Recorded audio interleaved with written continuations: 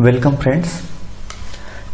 Last video में हमने types of foundation देखे, जिसमें शैलो फाउंडेशन और डीप फाउंडेशन, ये बेसिकली दो टाइप्स होते हैं।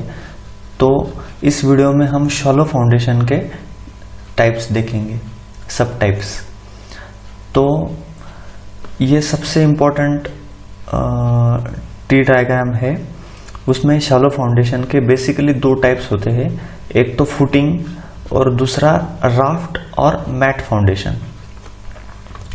तो ये फुटिंग में बेसिकली तीन टाइप्स होते हैं, और spread footing, strap footing and combine footing. तो स्प्रेड फुटिंग में फिर से दो टाइप्स आते हैं, आइसोलेटेड फुटिंग और स्ट्रिप फुटिंग और कंटिन्यूस फुटिंग बोलते हैं हम उसको। तो आइसोलेटेड फुटिंग में भी तीन टाइप्स आते हैं, pad footing, step footing and slope footing. जबकि स्ट्रिप या कंटिन्यूस फुटिंग में दो टाइप्स आते हैं, मल्टी कॉलम फुटिंग और वॉल फुटिंग। और रही बात कंबाइन फुटिंग की, कंबाइन फुटिंग में दो टाइप्स आते हैं, एक rectangular footing and trapezoidal shape footing. तो एक एक फुटिंग के हम एक्चुअल फोटोग्राफ्स और उसके बारे में इंफॉर्मेशन जानेंगे। सबसे पहले आइसोलेटेड फुटिंग में पैड फुटिंग और स्टेप फुटिंग के बारे में हम देखते हैं। देखो, ये बेसिकली तीन टाइप्स होते हैं, पैड फुटिंग, स्टेप फुटिंग और स्लोप फुटिंग। पैड फुटिंग में क्या होता है, एक नॉर्मल एक स्लैब रहता है। मैं आपको बताता हूँ, यहाँ पे देखो, ये नॉर्मल बेस स्लैब रहता है जिसके ऊपर कॉलम का लोड डिस्ट्रीब्यूट किया और रहता है।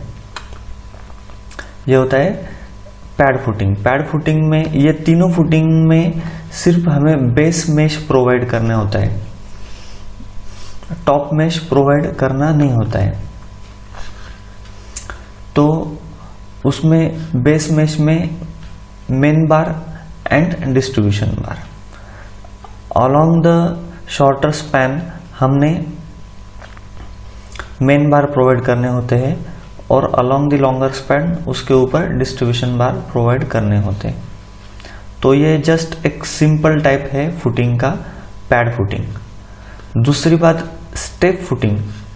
स्टेप फुटिंग में क्या रहता है, पैड फुटिंग जैसा ही बेस स्लैब रहता है और वो दो स्टेप्स में डिवाइड किया हुआ रहता है। ये पहली स्टेप और ये दूसरी स्टेप, और दूसरी स्टेप के ऊपर से कॉलम स्टार्ट होता है। तो उसमें भी पैड फुटिंग जैसा ही मेन स्टील और डिस्ट्रीब्यूशन स्टील प्रोवाइड किया हुआ रहता है at the bottom mesh. Basically क्या होता है, जिस जगह पे कॉलम से लोड ज्यादा आता है उस जगह पे अगर पैड फुटिंग लेते हैं तो पैड की ये जो थिकनेस है ये बढ़ जाती है। इसलिए वो थिकनेस दो स्टेप्स में हम प्रोवाइड करते हैं ताकि कंक्रीट की क्वांटिटी बच सके। ठीक है, ये जनरली स्टेप फुटिंग का काम रहता है। और आइसोलेटेड फुटिंग का तीसरा टाइप जो है स्लोप फुटिंग।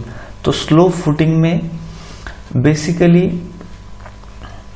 एक बेस स्लैब, जो पैड स्लैब हमने देखा वो रहता है, और उसके ऊपर स्टेप्स लेने की बजाय वो sloped concrete masonry concrete slab हम प्रोवाइड करते हैं। स्लोपिंग पोर्शन में कंक्रीटिंग करते हैं उसका, इन शॉर्ट। तो उसमें भी मेन स्टील और डिस्ट्रीब्यूशन स्टील प्रोवाइड किया हुआ रहता है बॉटम मेश में। तो सबसे कम कंक्रीट की क्वांटिटी लगती है हमें स्लोप फुटिंग में। As per traditional practice slope footing ही प्रोवाइड करते थे लोग। पहले के जो इंजीनियर्स थे वो प्रिफर करते थे स्लोप फुटिंग, बट अभी उसकी जगह स्टेप फुटिंग भी अभी कई सारे जगहों पे प्रोवाइड किया हुआ रहता है। तो ये आइसोलेटेड फुटिंग के तीन टाइप्स है, pad footing, step footing and slope footing. अब हम बात करें स्ट्रिप फुटिंग की या फिर कंटिन्यूस फुटिंग की। कंटिन्यूस फुटिंग में मल्टी कॉलम फुटिंग और वॉल फुटिंग, ऐसे दो टाइप्स रहते हैं।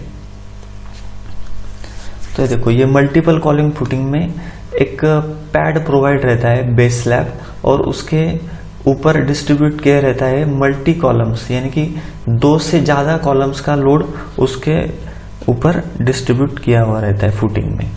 और बात करें हम वॉल फुटिंग की, तो वॉल फुटिंग में एक एप्रोप्रिएट लेंथ का वॉल रहता है। वो वॉल या तो फिर ब्रिक मैसनरी का भी हो सकता है, या तो फिर हमारा कंक्रीट वॉल भी हो सकता है, जैसे कि शियर वॉल हम प्रोवाइड करते हैं, उसके लिए हम स्ट्रिप फुटिंग उसके लिए प्रोवाइड करते हैं हम। तो ये हो गया स्ट्रिप फुटिंग का। अब बात करें हम स्ट्रैप फुटिंग की। स्ट्रैप फुटिंग में बेसिकली 2 अलग अलग आइसोलेटेड फुटिंग ज्वाइन की हुई रहती है स्ट्रैप बीम से। यह है स्ट्रैप बीम। इस स्ट्रैप बीम से 2 अलग अलग फुटिंग ज्वाइन की हुई रहती है, उसे बोलते हैं स्ट्रैप फुटिंग। ये बेसिकली हम एक्सेंट्रिक फुटिंग में भी यूज करते हैं स्ट्रैप फुटिंग।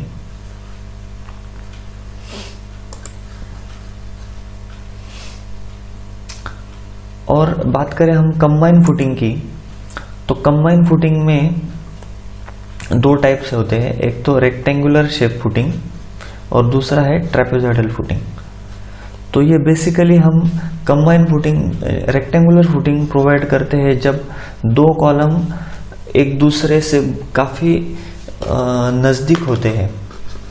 तो ऐसे में आइसोलेटेड फुटिंग प्रोवाइड करना दिक्कत हो जाता है, इसलिए हम कंबाइन फुटिंग प्रोवाइड करते हैं।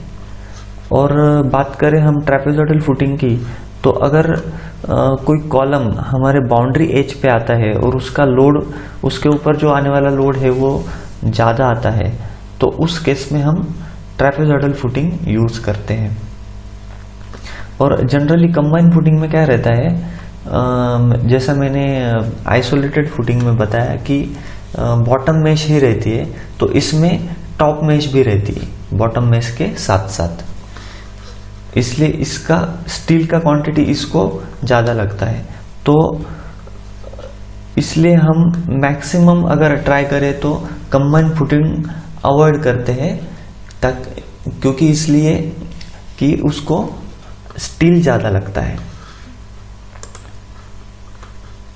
ये हो गए फुटिंग के सारे टाइप्स। अब मैट फाउंडेशन का भी हम देख लेते हैं। मैट फाउंडेशन में बेसिकली 2 टाइप्स जो है वो ज़्यादा पॉपुलर है। एक तो है फ्लैट स्लैब टाइप, यानी कि उसमें सिर्फ एक फ्लैट स्लैब रहता है जिसको एक एप्रोप्रिएट थिकनेस रहती है, और उस फ्लैट स्लैब से ऊपर कॉलम निकलते हैं, यानी कि सब कॉलम का जो लोड है वो एक ही स्लैब के ऊपर, एक कंबाइन स्लैब के ऊपर हम दे देते हैं, और वो कंबाइन स्लैब का करता है, वो पूरा सुपर स्ट्रक्चर का लोड ग्राउंड में डिस्ट्रीब्यूट करता है। और दूसरा टाइप जो है वो slab beam type raft foundation. तो पहला टाइप हम देखते हैं।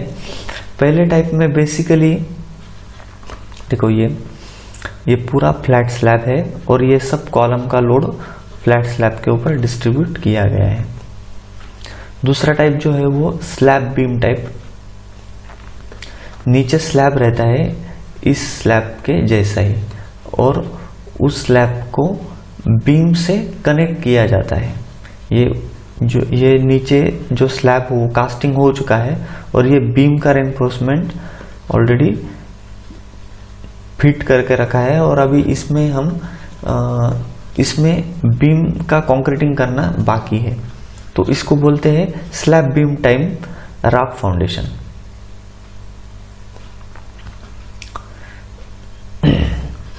देखो, इसमें भी मेशिंग होती है। टॉप, ये बॉटम मेशिंग दिख रही है अभी हमें। ये बॉटम मेशिंग में मेन स्टील और डिस्ट्रीब्यूशन स्टील प्रोवाइड किया जाता है, और कुछ कॉलम के बेस में हमें नॉर्मली एक्स्ट्रा रेनफोर्समेंट भी प्रोवाइड किया जाता है। तो इस तरह से ये बॉटम मेश आता है। और टॉप मेश हम देखते हैं। ये देखो, ये बॉटम मेश और ये टॉप मेश, ये कनेक्ट की जाती है ये चीयर्स बार के थ्रू। ये चीयर बार प्रोवाइड करते हैं to hold the both reinforcement and to maintain the spacing between top mesh and bottom mesh, ये चीयर्स बार हम प्रोवाइड करते हैं। तो इस तरह से ये रेनफोर्समेंट किया जाता है। इसमें अगर हम देखें तो ये बॉटम वाले जो बार दिख रहे हैं ये मेन बार है, मेन स्टील है ये, और इसके ऊपर ये जो आ रहा है ये डिस्ट्रीब्यूशन स्टील है। और ऐसा ही अपोजिट हो जाता है, ये जो टॉप स्टील दिख रहे हैं ये मेन स्टील है और ये जो जा रहा है ये डिस्ट्रीब्यूशन स्टील है। तो इस तरह से दो मेश प्रोवाइड की जाती है मैट फाउंडेशन और राफ्ट फाउंडेशन में। तो ये सब टाइप हो गए हमारे शैलो फाउंडेशन के। अब नेक्स्ट वीडियो में हम डीप फाउंडेशन के टाइप देखेंगे। Thank you.